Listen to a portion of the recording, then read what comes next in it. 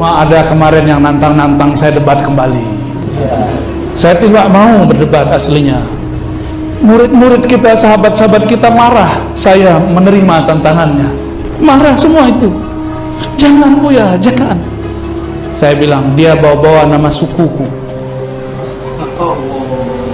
Maka aku tidak ridho selain kelompok dia di suku kami dianggap musyrik, dianggap tidak bertauhid. Maka saya terima tantangannya. Baru mereka diam. Allahumma salli ala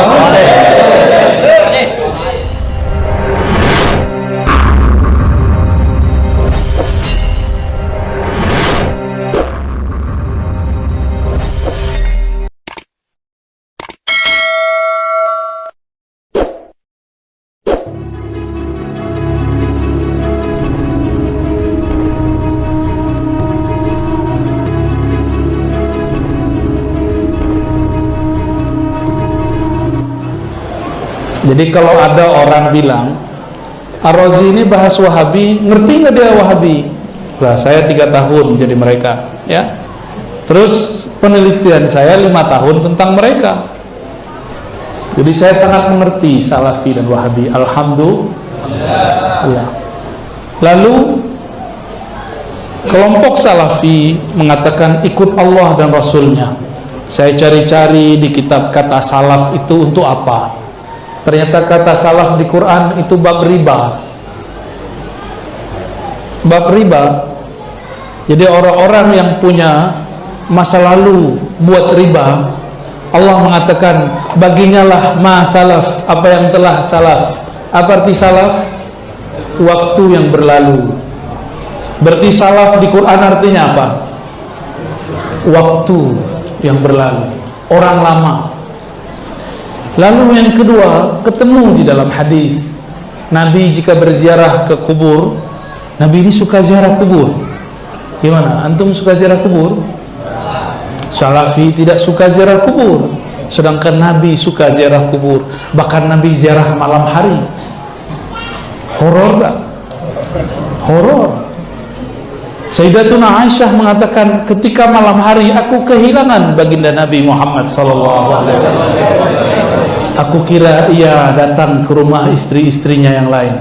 Ternyata ia sedang bermuhasabah di kubur, berziarah di kubur. Tengah malam. Gimana? Kuburiyun tak? Jelas itu Sahih Bukhari, Muslim, Abu Tirmizi, jelas hadisnya sahih. Tapi Nabi kan tidak sembah kubur. Tidak ada Muslim yang sembah kubur. Jangan suudzon kepada Muslim. Tidak ada satupun Muslim yang menyembah kubur. Kalau dia menyembah kubur namanya musyrik.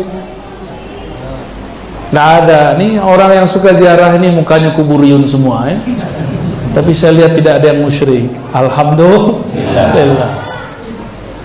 Nabi baca doa, Assalamualaikum ya ahla diyaril mu'minin, antum salafuna wa nahnul atharu. Itu doa Nabi, itu kalam Nabi. Antum salafuna wa nahnul atharu, yaghfirullahu lana wa lakum, sampai akhir. Nabi mengatakan antum salafnya kami. Nabi mengatakan salaf itu orang mati. Jadi ini kalau mengikuti kalam Nabi sallallahu alaihi wasallam, maka Nabi tidak pernah mengatakan kun salafiyan. Nabi juga tidak pernah mengatakan kun asy'ariyan. Sama. Yang ada apa? Alaikum bisunnati, ikutlah sunnahku. Dan saya sudah sebutkan dalam majelis sebelumnya, sunnah Nabi itu tidak hanya zahir, tidak hanya masalah jingkrang dan jenggot. Sunnah Nabi itu urusannya akhlak. Maka Nabi mengatakan, wahai anakku, wahai Ananda. Nabi memanggil Anas bin Malik dengan Ananda. Jika engkau sanggup tidak menyimpan kebencian dalam hatimu kepada seorang pun, lakukanlah, inilah sunnahku. Nabi mengatakan hadhihi sunnati, berarti sunnah yang sebenarnya adalah isi kolbu. Baru diterjemahkan dengan akhlak. Jenggot dan celana jingkrang itu urusan gampang. Apa untungnya jenggot panjang, celana jingkrang, tapi kita sombong kepada orang? Apa untungnya jenggot panjang, celana jingkrang, tapi kita memandang orang lain sebagai orang ahlun nar, ahlul bid'ah.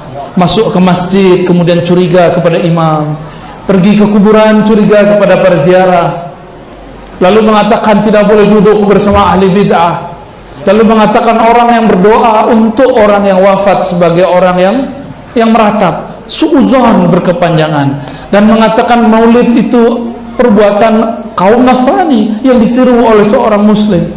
Betul-betul mengada-ngada. Berarti akhlaknya belum dapat. Nabi itu diutus untuk memperbaiki kolbumu, bukan untuk memotong celanamu. Cukup, Ustaz? Saya kalau bahas ini bisa berapi-api, Ustaz. Dan saya sebenarnya sudah tobat, Ustaz. Makanya saya belajar tasawuf supaya hati saya lembut kembali, karena dulu suka debat. Apapun perdebatan dalam dunia fikih saya hafalkan dalilnya semua. Alhamdulillah sekarang Allah pertemukan ilmu yang melembutkan kolbu. Dulu debat, apa hasilnya? Yang saya debat kalah, tapi dia tidak menjadi benar, dia malah tambah benci. Saya pun tambah sombong. Apa untungnya kita berdebat? Cuma ada kemarin yang nantang-nantang saya debat kembali. Saya tidak mau berdebat aslinya. Murid-murid kita, sahabat-sahabat kita marah saya menerima tantangannya. Marah semua itu. Jangan Buya, jangan. Saya bilang, dia bawa-bawa nama sukuku, maka aku tidak ridho selain kelompok dia di suku kami dianggap musyrik, dianggap tidak bertauhid. Maka saya terima tantangannya. Baru mereka diam. Allahumma salli ala. Jadi tegang lagi. Jadi tak jadi debat saya. Allah. Itu masa lalu saya. Puluhan tahun, ya, belasan tahun saya berdebat cuma di situ. Hasilnya apa? Tidak ada. Tapi kita harus siap. Dalil kita harus kuat supaya umat tenang. Maka saya katakan, kita kalau menjawab sunnah bid'ah bukan untuk berdebat, tapi untuk menenangkan umat. Ini jawaban untuk Habib Al-Qadri, ya. Kalau Nabi mengatakan umat terpecah 73, kita yang mana? Coba lihat Nabi berbicara, hendaklah, ya, engkau mengikuti sunnahku dan sunnah khulafa rasyidin. Khulafa itu pengganti beliau yang lurus. Itu yang dikatakan di hadis Imam Tirmizi yang barusan hadis Abu Daud. Ma ana alaih, yang ikut aku kalau masih ketemu aku.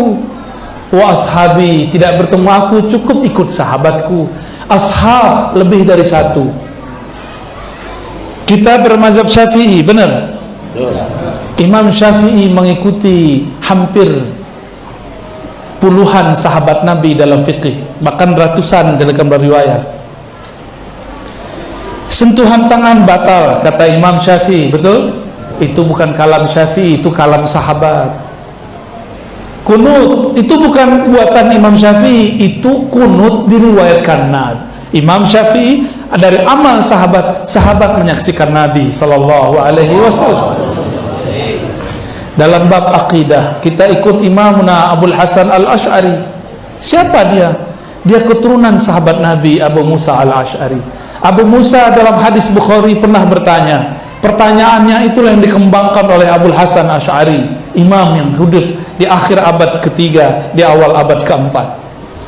Apa kata Abu Musa Al-Asy'ari radhiyallahu ta'ala anhu? Wahai Rasulullah sallallahu alaihi wasallam, kaifa kana rabbuna? Allah itu sebenarnya bagaimana? Kaifa kana? Apa jawaban Nabi? Kana Allah wa la syai'a ma'ah. Allah ada tiada bersamanya. Ini yang disyarah oleh Imam Abul Hasan Asy'ari, namanya sifat 20. Jadi sifat 20 itu penjelasan kana Allah wa la syai'a ma'ah. Ternyata Imam Asy'ari punya murid namanya Bahili, Al-Bahili punya murid Al-Baqillani, Al-Baqillani punya murid penghafal Sahih Bukhari Abu Zal Ar-Harawi. Dialah yang menyebarkan hadis Sahih Bukhari bersama dengan akidah Asy'ari. Itu sebabnya kelompok-kelompok Mujassimah yang menyerupakan Allah dan mengatakan Allah bertempat, Apa kata mereka? Abu Zar Harawi laknatullah alaih. Mereka benci kepada Abu Zar Al-Harawi karena Abu Zar menyebarkan Sahih Bukhari bersama akidah Asy'ariyah. Ada mic yang oke, Pak?